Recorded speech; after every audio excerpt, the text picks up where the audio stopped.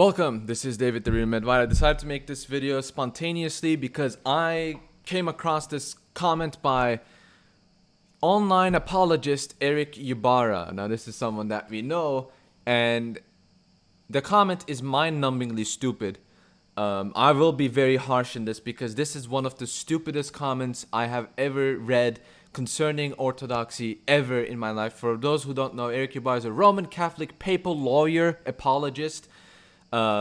His main work is essentially collecting a bunch of quotes from church fathers that speak nice things about Rome and acting as if that means they're defending the first council of the Vatican. That's really what he does. But when he goes outside of that, you see what happens with him. And I will read this writing really quickly, and then I will step by step go across what's wrong with this writing. So he says that there is a bit of a jungle waiting for the convert in either communion, for while we speak of orthodoxy in the singular, there are in fact orthodoxies if you respect other Eastern bodies such as the Assyrian Church of the East and the Syriac, Coptic, Ethiopic, Indian Orthodox. The Byzantines famously stuck it out with the West until the second millennium, but there are earlier breaks within the East. Of course, today there is a severance between Moscow and Constantinople, Antioch and Jerusalem, the significance of which continues to be downplayed in light of some category of half-medium schism. And finally, the true Orthodox communions, all of which never tire from finding all sorts of reasons to condemn world orthodoxy, as well as the other non-canonical bodies that don't agree with their particular mission. In Catholicism, you have the breakdown of credibility, morality, and clarity from the hierarchy and the Pope himself. One should choose either one while also not putting their trust in princes. Alright, this was 13 hours ago, maybe it's later, but I came across this very recently, so I wanted to comment on this. And this is the clear example of what someone will say when they have absolutely no knowledge, but they're trying to criticize, no knowledge about something, but they try to criticize that something. Erick Ybarra has shown in many instances like this one that he has no idea what he's talking about when he's talking about the Orthodox Church. So let me get through step by step what's wrong with it. So first of all, he's attributing the schisms between the Church of the East and the Monophysite churches, Syriac, Coptic, Ethiopic, and whatnot, to us. And if you remember, this is exactly what Timothy Flanders and Taylor Marshall did against us. They did the same exact thing. Now, none of them know church history, so they might be a bit surprised. But with a 2-minute Google search, you can find out that these churches schismed in the 5th and 6th centuries. Now, if you're a Christian, if you're an apostolic Christian, you know what the problem with this is. If you're attributing these schisms to us, you're inadvertently admitting that we are the true church. And you're also admitting that you didn't even exist back then. Because if they believe that they existed back then, they will attribute those schisms to their own church. They will say they schismed from us, but instead they're saying they schismed from the Orthodox. Meaning that at that time, we were the true church. And they didn't even exist back then. This is very simple. I have no idea why people even make this argument. It just makes them look even stupider than they are. And it's, frankly speaking, an embarrassment. I mean, if this is the level of apologetics that we have to do, give me a break. This is you can look up Google 2 minutes and you'll already know what's wrong with this argument. But I also want to add this. If you watch my Eastern Catholicism Refutes Rome video, which is one of my most popular videos, you can find out that this argument actually applies to them because they are, while they're not, I emphasize, they're not in communion with us, they're not in communion with Orthodox, they're not in communion with the Church of the East, nor are they in communion with the Monophysite churches. However, they are in communion with the Syro-Malabars and the Chaldeans, which believe in the same exact thing as the Church of the East believes. They are in communion with the Byzantine Orthodox, which believe the same exact thing that we believe. They are in communion with the Coptics, which perhaps they believe or not. I'm not 100% sure, so I will not make comments on it. And unlike Ybarra, when I don't know about something, I do admit that I don't know about something. But I do know that the Byzantine Orthodox and the Church and the Syro-Malabars and the Chaldeans do believe something that the Roman Catholic Church does not believe. However, the Roman Catholic Church is in communion with these people. So, as a matter of fact, this argument applies to him, not to us. And again, you can watch Eastern Catholicism Refutes Rome video. It's explained right there. It's 13 minutes. More on, he says, we stuck with them until the second millennium, which is again, very funny. He's attributing these schisms to us, but then, they stuck with us. So I don't know what's going on with this guy. But there are earlier breaks within the East. Earlier breaks within the East. So he's attributing these to us. Makes no sense. Again, makes absolutely no sense. By the way, I wanna also mention this. He confuses us. He confuses us because we have the name Orthodoxy, right? He confuses us with the Church of the East, who call themselves Orthodox, and with the Orientals because they call themselves Orthodox. He confused us because we have the same name, right? We all call ourselves Orthodox. This is the mistake that not even an elementary school student, not even that, a preschooler will not make this mistake.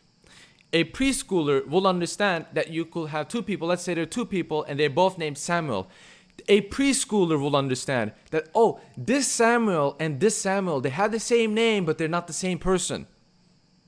A preschooler will understand that, but Erick Ybarra is less than a preschooler because he doesn't even understand that. Of course, today there's a severance between Moscow and Constantinople, and Antioch and Jerusalem, the significance of which is downplayed as considered as half medium schism. First of all, Moscow and Constantinople both consider each as part of the same church, and these half medium schisms, they happen in church history all the time. Here's an example. After the Ecumenical Council of Ephesus, 431, between 431 and 433, Antioch and Alexandria were in schism, and I can tell you they did not reunite because the Pope told them to. They reunited on their own initiative, and they were in schism for 2 years, but they were both in communion with the rest of the churches, rest of the Christian churches at the time. Just like how Moscow and Constantinople is in communion with the rest of the Christian churches in this time. So if you have a problem with this, then you have a problem with that as well. And at the time, it was a bigger deal because Antioch at the time was defending Nestorianism while Alexandria was trying to defend Orthodoxy. So it's even worse at that time. But this happens in Christian history all the time. And he's overplaying it basically. Antioch and Jerusalem, I have no idea what he's talking about. There's no news that I am aware of where Antioch and Jerusalem are in schism with each other. If he's referring to the Qatar jurisdiction issue, then he's an idiot that knows not what he's talking about, because jurisdictional issues does not mean schism. Okay? And if he's going to talk about jurisdictional issues, I will recommend Erick Ybarra to read a couple of books on the Avignon papacy and on the Council of Constance and its aftermath and the Western Schism. Because those had severe jurisdictional issues. And by the way, you have 3 patriarchs at Antioch. What the heck are you talking about? Dude, look at your own house first. You had 3 patriarchs at Antioch. And finally, the true Orthodox communities. Okay. So he brought the fake Orthodox into this. Okay, all I need to say is you had the Palmarians, you had the Sedevacantists, you had the Sedeprivationists, and you probably have a bunch of other groups that we never even heard of. So if you're going to criticize us because of the fake Orthodox, which are a bunch of literal nobodies, you look at the churches, you look at the fake Orthodox churches, they have literally no one. They're 5-person jurisdictions. I'm sorry, but compared to that, you have Sedevacantists who are way more popular than these people. You have SSPX. Oh, how can I forget them? SSPX, of course. But what do we have? Oh, we have the fake Orthodox, which literally means just a bunch of idiotic crazies that make their own churches. Again, I'm sorry, but this argument can be turned against you, and it's way worse. It's way worse for the Roman Catholic. And in Catholicism, he makes the classical thing. In Catholicism, you have the Pope, the Pope unifies us. Evidently, he doesn't unify. You have SSPX, you have Eastern Catholics, you have Sedevacantists, you have Sedeprivationists. No, the Pope doesn't unify you. I'm sorry, but he doesn't unify you. Not at all. And this whole writing is an absolute embarrassment to all Roman Catholics. It should be an absolute embarrassment to all serious Roman Catholics that are not that are not soccer fans and guys of religious people. I mean, I'm seriously, I mean, these people are like soccer fanatics, and I will know because I was one, and I'm still a soccer fan. I'm still a sports fan. I know the kind of mindset these people have.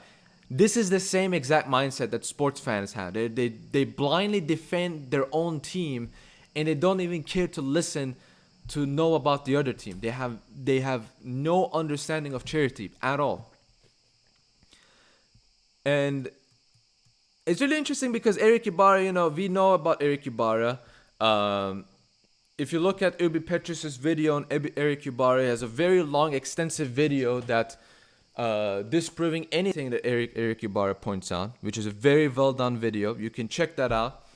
And the funny thing is, Ubi Petrus, who made the video, gives a debate challenge to Erick Ybarra, and the debate challenge overwhelmingly are in favor of Erick Ybarra. Like, Erick Ybarra will have so much advantage against Ubi Petrus. And he still runs away. Erick Ybarra also believes that person and essence are the same thing. And he doesn't believe that they're distinct. And then he says, this is standard tridology. I'm sorry, but this is tridology. Tridology 101 students will not make this mistake. You're basically either saying that there are three substances, the three divine natures, or you're saying that there's only one divine person in the Trinity. So you're either a modalist or you're a tritheist. Pick your poison. So Erick Ybarra is an embarrassment of a Roman Catholic apologist, and I have no qualms with saying this, because anyone that actually says this, anyone that says something as stupid as this, I'm sorry, but I can't take them seriously. If you can't take them seriously, congratulations, but I can't take these people seriously. This is so wrong on so many counts. You can literally look up Google, go to Wikipedia, and everything that he said here is already refuted. You can, I don't know. And this guy is supposed to write the book as well. Oh, give me a break. If this is the level of apologetics, Christian apologetics that we have, something is seriously going wrong. Something is seriously going wrong with us. But anyways, I want to end this video here. Thank you all for watching and listening to me rant about this guy. Share this around so people can know how big of a clown Erick Ybarra is. And watch, if you haven't watched the video that Ubi Petrus put out against Erick Ybarra. I will see you guys in the next video. God be with you all.